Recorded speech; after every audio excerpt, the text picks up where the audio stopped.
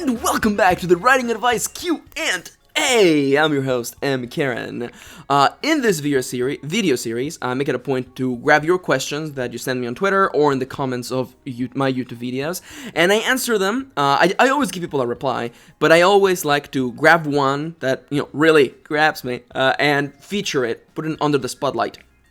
And today's subject comes as a result of the video I had last week. In last week's video, I talked about my tips for how is it that I get so much darn writing done, and a couple of conversations I had on Twitter, it ended up kind of changing or shifting, evolving into a conversation about the way that I do things in general. And I've done so much reading and so much research on being an organized person, and I realize sometimes I forget that not everyone has done those things. So today I'm gonna talk as a result of what people were asking me, like, how do you stay organized? How do you find what works the best for you? How do you do things like this, Max? Today we're going to be covering that. Today I'm gonna talk about my general experience with becoming a much more organized person, the things that I've done, the books that I've read, the sources from which I have stolen, taken the things that they did well and discarded the things that I didn't like. The principle behind finding something that works for you. This is gonna be another really weird Q&A, because it's not really a question, but rather a concept. But as always, let me give you the formal disclaimer, as always, that the following is merely just my advice, my opinion, and literally what I do. If you don't like it, that's okay. Grab what you like, toss away what you don't. Find something that works for you, okay? The biggest flaw, and I'm gonna just slide this in right now. The biggest flaw with 99% of writing advice on the internet is that someone is telling you what you should do, as opposed to telling you what they do, why it works for them, why it may work for you, and inspiring you to find what works for you. There is a lot of stuff out there, and I'm gonna just slide this in right now because I need to get this out of my chest. I love Stephen King's On Writing because he doesn't tell you what's the best thing to do. He tells you how he picked up the tips and tricks that he's got, and he describes it as a writer's toolbox. And I like that metaphor, that way of imagining it, because it's not about the best tool. This is the best tool that works for him. It doesn't work for me. It may not work for you. And that same principle works for pretty much every kind of advice in life. Take the following as the mechanics, the tools, the screwdrivers, the hammers, the nails that I carry in my general writing and also everyday life toolbox. Today's subject is how to be organized. And hopefully I won't be very disorganized about it. So before I go deeper into the concept of, or the things that I do to be a much more organized person, I'm gonna give you a couple of things. And the following, for the next 30 seconds, hopefully, I'm gonna sound really, really, really meta. Okay, take what you want, push everything away, it's fine. I'll go into the actual nitty-gritty stuff in a second. I just have to say this right now, because someone's gonna ask me, and I'm gonna tell you. What are the big books that helped me? What are the self-help books that I read that granted me the sort of insight, or the tools that give me the inspiration to develop these tools, or the tools themselves, which I adapted? There's two books. Getting It Done, which should be on the screen right now, and The 7 Habits of Highly Effective People. Both of those books should be in the description down below if you would like to go check them out. I'm gonna give you a real quick review of both of them. Getting It Done it's good. The beginning is really good. The last part of it is really good. The middle of it is office jargon that 99% of the human race will not understand or care about, or it may be actually outdated. I read it back when I was working at the office, and half of that stuff was still relevant. I don't think it is anymore. The 7 Habits of Highly Effective People, though, that's a fantastic book. I love it. I read it at least once a year to remind myself of certain things. And both of these books were pivotal to the system that I've developed. And my system is not particularly complex. I prefer minimalism over anything else. Because when things are simple, they don't break. Or at least there's not a lot of moving pieces, so there isn't a lot of chance for things to get mixed up. Now, that's my sources. That's my sources. There you go. Getting It Done. I forget the author's name. It's on the screen right now. Getting It Done and The 7 Habits of Highly Effective People. I really like both of those books. 7 Habits, much more. That book gets a little flack because it got really big and famous. I I never care about hype or what people, or the general opinion of things. I'd rather read something and make my own opinion. I ended up liking the book. So that's that. Okay, that's done. That's out of the way. This video's already way too long with just me explaining my sources. Alright, so what does it mean to be an organized person? In my opinion, being an organized person revolves around the management of ideas. Let me paint to you a scenario, okay? Imagine that you are in the middle of living. You are at your job, you are at school, you're doing something. And in the midst of living, you get an idea. And I'm not talking about awesome things like an idea for a story, or an idea for what you should have for dinner. Something mundane, even more so, like, oh, I have to buy toothpaste. I really have to buy toothpaste. And then you think about it, and you cannot store it in your mental RAM, your actual brain's RAM. You store it there in one corner, and throughout the day sometimes you remember it, and most usually, always, you forget about it.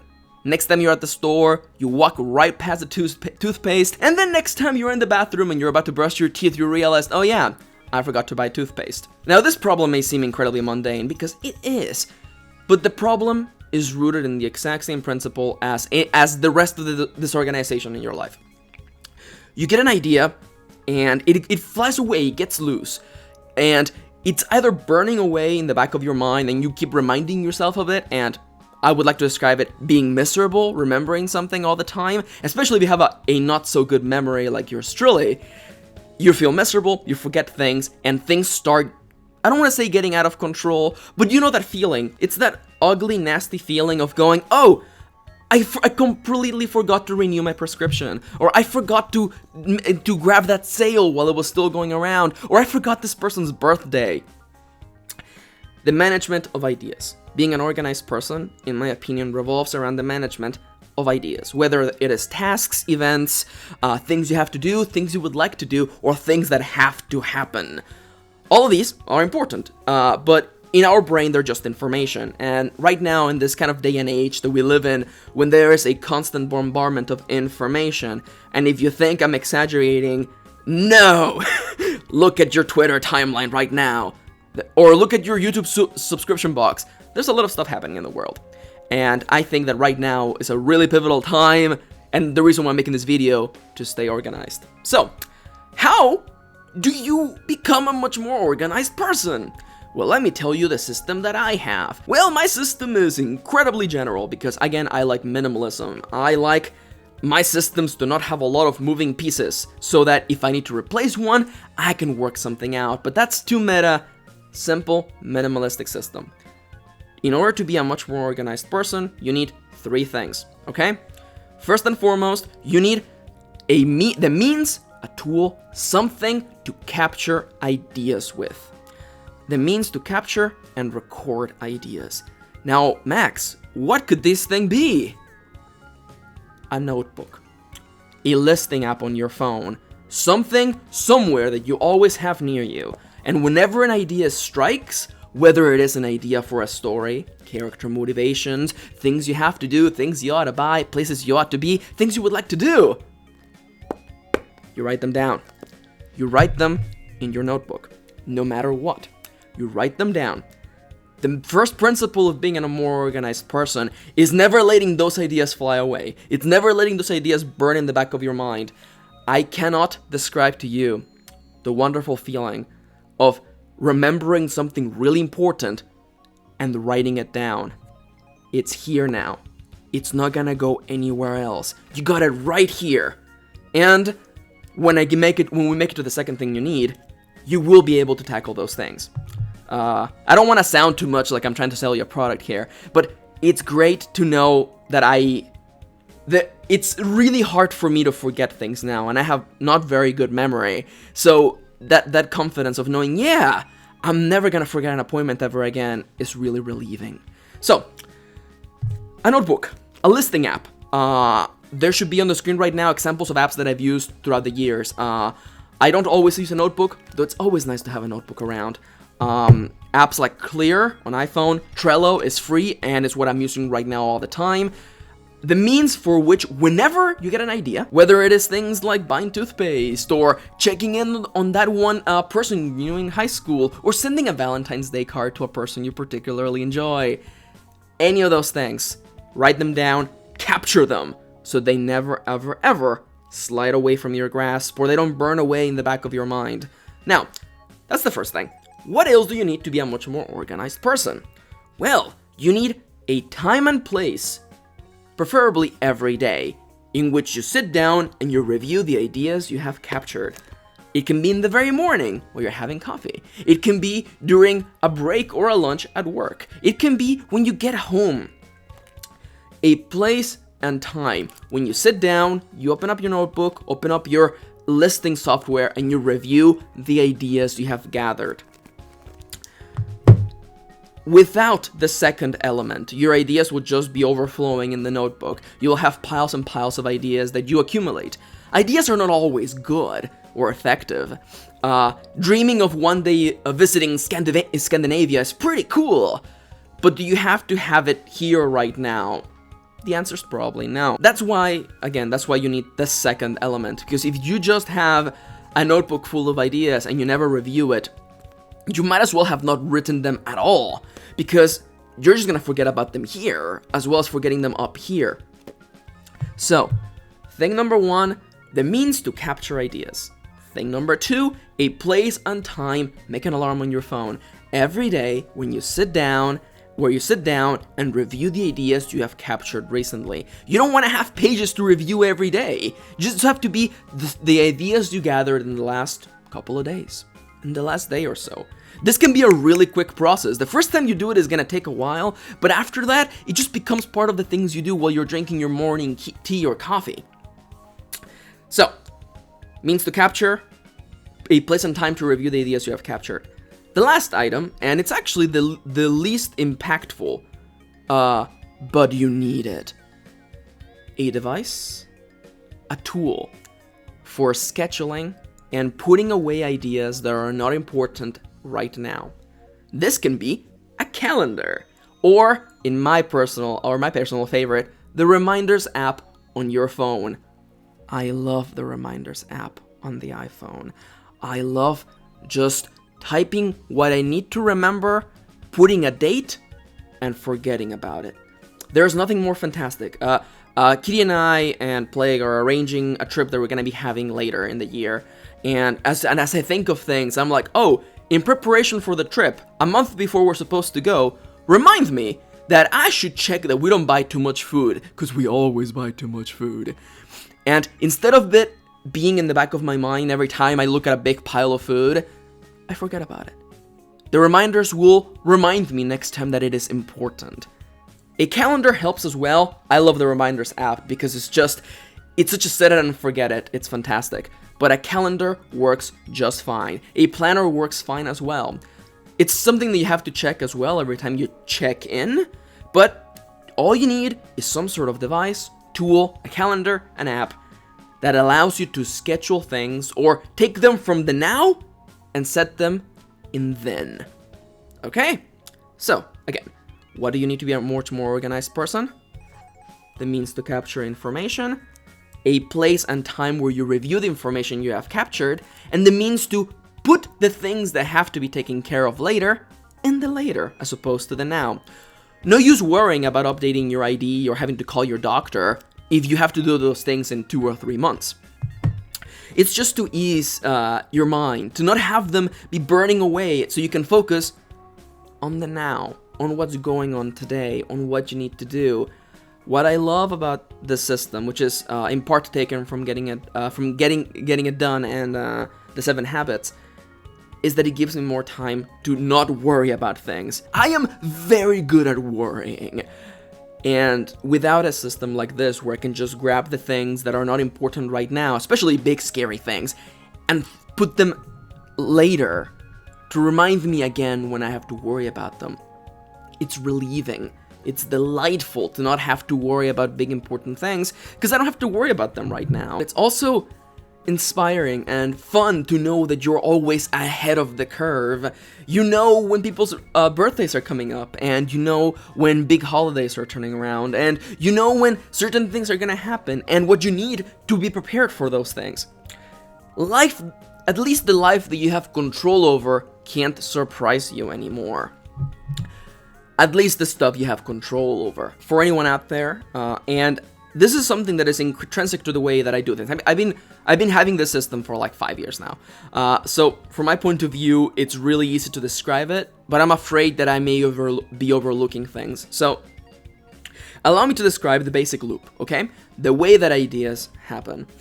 And I will apply it to the writing idea, okay? Let's say, for instance, that I am out in the midst of living. I am browsing my local bookstore, and I'm looking at the book covers, and I see a minimalistic cover that I really like. I really like that cover. And I think to myself, it would be really cool if I did a style like this for the book that I'm currently working on. And what I like to do is that I like to take a photo, and I like to attach it to a Trello note. Or you could also take a photo of it and write it down and remind yourself that you also took a photo of it. The next morning, while I'm drinking tea and I'm getting started with my day, I review my notes and my ideas from the previous day. And I realize, oh, that's right! I found this really cool book cover, and I think that I could adapt this kind of style to the project I'm working on. I'm gonna grab that photo, and I'm gonna put it in the folder with all the inspirational images for my current book, and I'm gonna make a note, a reminder on my calendar or on my reminders app to talk with my artist about seeing how we can work this out in 2 or 3 months, because I gotta finish writing the book and then let it sit and revise it. 3 months should be just fine. Again, grabbed the idea, reviewed it, and scheduled it. I don't have to worry about it anymore. Nowhere throughout the loop, finding a book cover, writing it, scheduling it, never during that loop was information lost. I found the idea that I wanted, the concept, the task, the event, whatever it was. I grabbed it, I captured it, I stored it, and I never lost it.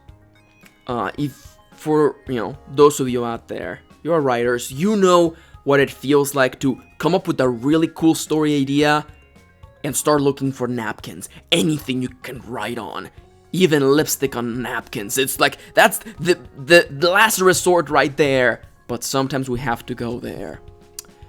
Carrying a little notebook with you. Not only for story ideas and writing ideas, but also for everyday stuff. And I know that the toothpaste example is a little silly, but I can't describe to you how good it feels to go to the grocery store and know exactly what I need to buy. Not buying too much shampoo for once, or not forgetting to buy things. Knowing and having control over the things in my life, the ideas, the events, the tasks that I have control over, is incredibly satisfying. Now, there's a couple of things that I want to tell you about.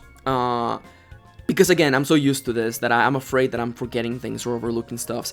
One particular modification you can do is that in your notebook where you capture ideas, you can break the book into categories. So you don't have to make it easier when you're sorting through them the next day. You can have a set of pages for grocery shopping, a set of pages for book ideas, a set of pages for events, things that need to happen, a whole set of pages for your family, a set of pages for work, a set of pages for school. Categories will also help. And additionally, lots of colors. Lots of colors also helps. I have a color coding system for all of my different tasks and the things that I do.